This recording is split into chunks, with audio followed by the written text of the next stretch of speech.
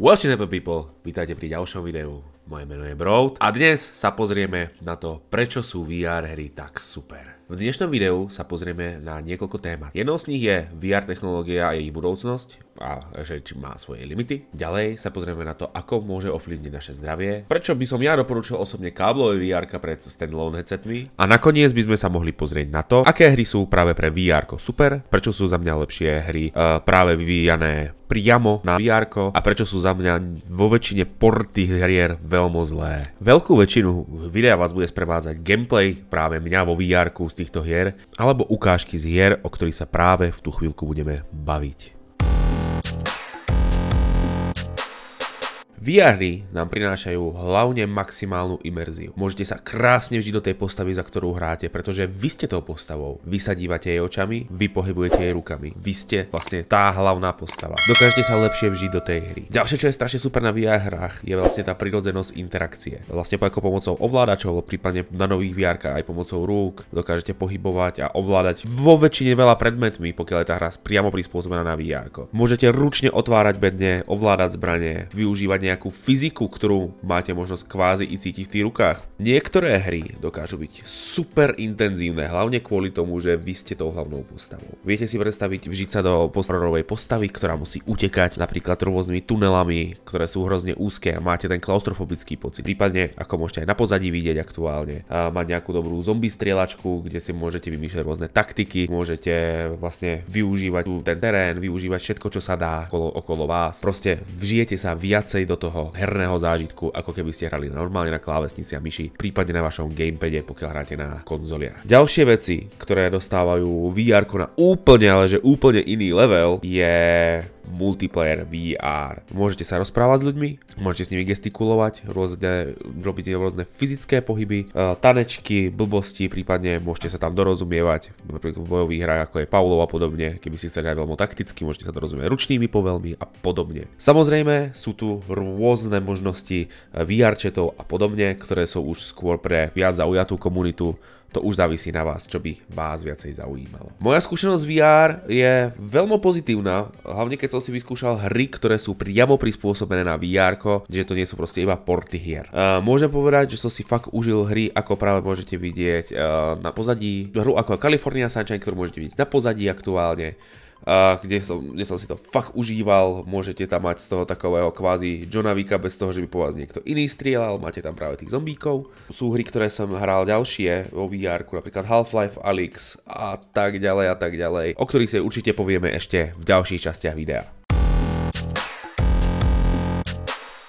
Existujú však aj veľké nevýhody práve VR systému. Jedným z takových najhlavnejších problémov, ktorý u VR je jeho pořizovací cena. Áno, ich cena za poslednú dobu veľmi klesla, to je pravda, ale najväčší problém je v tom, že je stále dosť vysoká. Bavíme sa o čiastkách okolo 10 000 a viac, za niektoré kvalitnejšie VR headsety, ktoré majú rôzne senzory a podobne, zaplatíte aj okolo 30 000. A keby ste to chceli fakt vyšperkovať do nejakého vysokého momentu, bavíme sa o stovkách tisíc. Takže naozaj mať VR headset je a zároveň není úplne levná sranda, ktorou by sme mohli nejak pracovať. Ďalší najväčší problém, ktorý to má, je miesto. Na VR potrebujete mať miesto, ideálne celú miestnosť, prípadne nejakú menšiu miestnosť, nejakú pracovňu, kde sa môžete pohybovať a nemáte do čoho narážať. Čiže pokiaľ ste v miestnosti, kde ste zaskladaní nábytkom, prípadne niečím ďalším, je to veľká nevýhoda. A nemôžete sa plne pohybovať, môžete prípadne rozbiť ovládač o stenu, prípadne urobiť nejaké vážnejšie poškodenie priamo v tej miestnosti. Prípadne pokiaľ máte káblové, môže vám zavádzať ten kábel práve. Ďalšou veľkou nevýhodou je nevoľnosť. Vo veľa prípadoch je to prvotná nevoľnosť, kedy sa vlastne skúša ten headset poprvýkrát a vlastne telo na to nie je zvyknuté, tak môžete mať z toho ten tzv. Motion sickness, čiže to, že vám je zle z toho pohybu, ktorý tam je vlastne pro tie oči neprirodzený, na ktorý sa dá ale zvyknúť, ale sú určití ľudia, ktorí sa to nedokážu zvyknúť. Čiže pre tých práve to VR nie je a pokiaľ vy sa dokážete preniesť cez to, že vám je nejakú dobu zle, keď hráte v tom VR, samozrejme ten motion sickness môžete mať aj ako hráč, ktorý už niekoľkokrát hral na tom VR, musíte ale už tým pádom si dať viac do tela, tým pádom, že hráte najmä tomu 3-4 hodiny v kuse, čo není zdravé pre náš organizmus, čiže treba si uvedomiť aj to, že aj veľa hrania na VR-ku, ktoré môže mať nejaké výhody pre nás, sú zároveň aj nevýhody v tom, že vám môže byť nevoľno, stále máte obrazovky na očiach, čiže je to pre vaše telo trošičku iný záhul, ako keď ste vonku. Ideme si bodnúť malinko do osieho hniezda. Ideme sa pobaviť o tom, či je lepšie káblové alebo standalone VR. Standalone VR si predstavte ako, že máte tú krabičku na očiach, kde máte vlastne tie monitory a vzadu máte baterku, ktorá vám vlastne poháňa celý to VR a samozrejme nejaký ten systém vnútri. Kábelové je proste natvrdo pripojené do počítača a využíva výkon vášho počítača na to, aby vám svojím spôsobom ukazoval do monitorov, ktoré si dáte na oči, to, čo by ste vidieť mali. Za mňa sú standalone VR horšie. A prečo si to myslím? Na prvé majú obmedzený výkon na hry, čiže tým pádom je tam horšia grafika, na menšie detaily tam máte. Samozrejme, je tam aj problém z toho, že je to napájanie baterkou, ktorú máte na sebe, čiže výdrž tej batérie je krátka, napríklad zahráte si 2 hodiny a je to vybité, musí sa to znovu nabíjať. A keď ste napríklad viacerí na nejaké akcoške, kde sa striedate, tak to nie je úplne vhodné, pretože jeden si zahrá 2 hodiny, druhý si zahrá 4 hodiny a musí nabíjať a tak ďalej a tak ďalej. Veľa hier práve aj na týchto standalone VR-kách má nejaké menšie lagy, je tam vlastne skomprimovaný ten obraz, aby to vyšlo čo najlepšie, pretože tam je to bezdrátové pripojenie. Zatiaľ čo káblové VR z mojej strany má lepší výkon, pretože váš počítač rendruje hry naplno. Tým chcem povedať to, že keď máte dobre nastavený počítač, máte dobrú grafiku a dobrý procesor, tak dokážete z toho vyždímať toho oveľa viacej. Samozrejme závisí na cene VR a tam už sa bavíme o tom, že aj tie lacnejšie VR budú mať koľko razy lepší výkon cez ten kábel ako práve tie lacnejšie standalone VR. Najlepšou výhodou na tom je, že neriešite žiadnu baterku, čiže väčšinou sú tie VR ľahšie, čiže vaša hlava a krčná páteř netrpí až tak, ako by trpela u toho práve s tou batériou. Za druhé nemusíte riešiť, jestli je predok, zadok vyvážený, či vám to nesťahuje hlavu dozadu a podobne, pretože máte všetko iba vpredu, že viac menej vám to zaťažuje ten predok, ale není to až taká váha. Ale aby sme sa nebavili iba o výhodách káblového VR, čo si rozhodne nedovolím povedať, že sú tam iba výhody, tak oproti tomu standalone VR je tam nevýhoda práve toho káblu. Kábel môže vám zavádzať na zemi, môžete sa o ňo podkýnať, môžete si ho vytrhnúť z počítaču, keď urobíte nejaký protrný pohyb, prípadne vytrhnúť to priamo z toho headsetu. A nebavíme sa ani len o tom, že ten kábel ako je namáhaný, tak sa časom môže vyvyklať. Automaticky v tú chvíľku sa stane to, že ten headset prestane fungovať tým správnym spôsobom a ste nútení kúpiť nový kábel. Ďalšou celkom zložitou témou sú práve hry pre tieto VR-ka. Jestli sú tie hry vyvíjane priamo pre VR-ko, alebo sú to iba porty klasických hier. Za mňa sú porty klasických hier vždycky veľmi nepodarené. Majú buď to nepodarené ovládanie, máte tam divný pohyb, z toho máte toho neustály motion sickness, alebo proste není to to, čo si vy predstavujete, že nemôžete napríklad ovládať tie zbrania, ako by ste chceli, prípadne ovládať nejaký míč, ktorý by ste chceli, alebo čokoľvek ďalšie. Je to väčšinou veľmi krkolomné. Väčšinou sa bavíme o hrách ako je napríklad Skyrim VR, takový najznámejší, alebo Fallout 4 VR, kde práve je na prd to ovládanie a v podstate vám iba hodili kameru na hlavu postave a hraj si.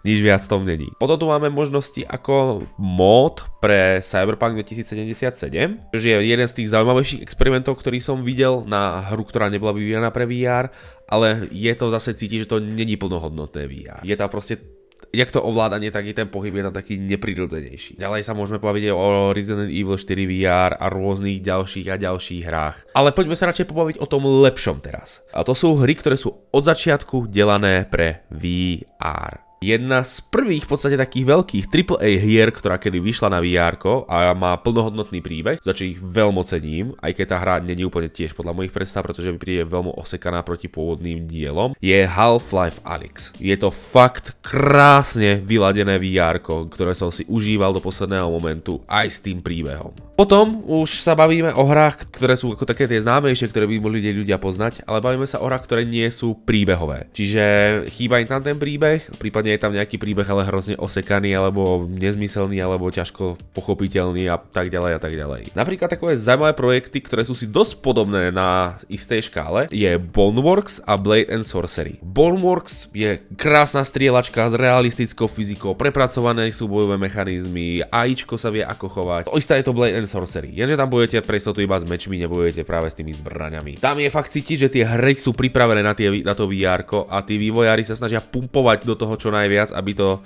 fungovalo čo najlepšie. Ďalej, napríklad také známe hry je Beat Saber, Pavlov VR, ktoré sú relatívne jednoduché hry. Beat Saber vlastne triafate nejaké terčíky a do rytmu hudby. Tam je to samozrejme super v tom, že tam funguje aj tá mod komunita, ktorá pridáva rôzne ďalšie pesničky, do ktorých sa vy triafate. A potom som, jak som spomínal, tak je Pavlov VR. Zjednodušene vám to poviem, je to Counter-Strike vo VR-ku. Nič viac od toho nečakajte. Dá sa v tom samozrejme hrať takticky, dá sa to rôzne premodovať a tak ďalej a tak ďalej. A je to fakt super. Takže takto, aby sme si povedali.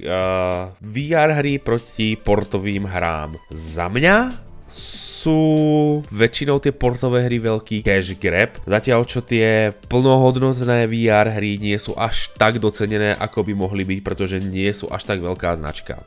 Výjima samozrejme, ako som spomínal, niektoré hry, ale nie všetky sú úplne známe. Strašne veľa hier je podľa mňa podceňovaných a neznámych, na niektoré som si musel sám aj ja prísť. Ku príkladu Assetto Corsa sa dá krásne urobiť do toho práve, i když je to hra pôvodne na počítač, sa dá krásne hrať v tom VR-ku. Ideálne samozrejme s volantom. Ale keď sa už bavíme o týchto hrách, tak ako poznáte dobrú VR hru? Za prvé je tam vždycky tá plnohodnotná podpora tých ovládačov, že nie ste iba, že máte na hlave vlastne headset a hráte si s myškou. Ďalej poznáte to i tým, že to ujíčko je prispôsobené na tú hru, že proste keď zodvihnem pravú ruku, dám to napríklad aj na Falloute, zodvihnem pravú ruku a mám tam tie hodinky, tak tie hodinky používam tak, ako ich mám na tej ruke. Nemusím to otvárať samostatne. Koho toto napadlo? A samozrejme poznáte to aj na tom obraze. Väčšinou ak sa to seká podobne, tak je vidieť, že to proste nechceli optimalizovať, proste vám iba, dá sa povedať, že hodili nejakej postave kameru na hlavu a hrajkaj si. Ako pravím, všetky tieto hry, čo som tu vymenoval, výjima z toho Cyberpunku módu a Resident Evil som si osobne zahral. Viem od nich niečo málo, už z toho herného hľadiska. Viem, že Skyrim a Fallout ma prestal baviť po pár minútach z toho, čo mi bol fakt hrozný motion sickness a nemohol som si na to zvyknúť. Preto som viac zástanca tých hier, ktoré boli už pôvodne robené pre VR. Ako by ste sa asi tak tvárili, keby som vám povedal, že vlastne hranie videohier je zdravé? Áno, znie to vtipne, ale práve pri tomto VR-ku je fakt až nie priamo zdravé, ale je to zdravšie ako normálne sedenie pri počítači. Už len tým, že na to, aby ste vy mohli hrať vo veľa hrách, využívate pohyb. Pohybujete sa celým telom. Častokrát sa i pri tom potíte a reálne, keď máte hodinky, ktoré vám sledujú vašej pohybové zdatnosti, tak vám to vyhodí ako tréning, pretože fakt vy sa pohybujete bez toho, že by ste si to nejak uvedomovali a častokrát z toho VR-ka proste vidíte prepotený, neskutočne mokrý. V tomto sú strašne dobré hry práve ako ten Beat Saber, Box VR, Blade and Sorcery, Pavlov, kde proste sa hýbete, robíte tam kliky, robíte tam zhyby, robíte tam rôzne ďalšie veci. Čiže naozaj netreba podceňovať to hranie, môžete k ním prísť k nejakému zdravšiemu pohybu. Ďalej, čo je, tak veľa z tých hier používa nejakú, že vy sa musíte vedieť pohybovať po priestore, musíte vedieť robiť nejaké hádanky. Takže trénujete si aj svoj vlastný mozog, ktorý nenechávate zakrnúť. Nie to iba tupá zábava ako TikTok. Potom taká zaujímavosť, tak napríklad VR-ko sa používa na rehabilitácie. Takže úplne v bežnej medicíne, tak v niektorej prípadoch sa po úrazoch využíva na rehabky. To vám naozaj neviem povedať nejaký bližší príklad, ale určite keby ste chceli, tak sa to dá dohľadať krásne. A najväčší taký ten gamingový zážitok, ktorý je pre zdravie, to neplatí už iba pre VR, ale platí to celkovo pre hry, je relaxácia. Veľa aplikácií, veľa hier je nastavených na to, že v tom môžete vlastne využívať na tú meditáciu, na ten oddych. Cestovať virtuálne do sveta, kam inám ste nemohli, prípadne ten svet neexistuje. A môžete tým bojovať proti stresu a využívať to ako takú super náladovku. Podľa mňa sme s VR-kom stále na začiatku. Neustále sa to vyvíja a ten trh sa stále nejak prispôsobuje tomu, že niečo také existuje. Taktiež i ten herný trh sa prispôsobuje tomu, že VR-ko je nejaký novší trend, ktorý není iba zábavka pre top 10 najbohatších ľudí, ale dá sa dostať aj medzi normálnych ľudí. Preto verím, že v budúcnosti uvidíme oveľa viac plnohodnotných AAA hier ako len, jak sa spomínal, Half-Life. Prípadne nedávno vyšlo Metro, to som ešte nehral, takže nemôžem hodnotiť, aké je, ale tiež by to mala byť plnohodnotná AAA hra. Tunak ale máme otázku. Stojí za to ísť do VR-ka a kúpiť si ho? Za mňa, pokiaľ máš rád inovácie a máš na to nejaké financie, rozhodne by som do toho šiel, pretože ten zážitok ťa prenesie úplne niekam inám. Ale čo vy? Aký na to máte názor vy? Máte VR-ko? Premýšľali ste o VR-ku? Keď tak, napíšte mi to do komentára a môžeme rozvinúť diskusiu o tom, čo by sa dalo s VR-kom ešte do budúcna urobiť, prečo je VR-ko dobré, prečo je VR-ko nezmysel. Tiež by som bol rád, keby ste nezabudli dať like, odber a aby sme sa uvideli aj pri ďalšom videu. OK, my friend? A salutendati, to je všetko z tohto videa. A salute. Pokiaľ sa ti video páčilo, skús kliknúť aj na ďalšie doporučené videá. Možno bude to práve pre teba.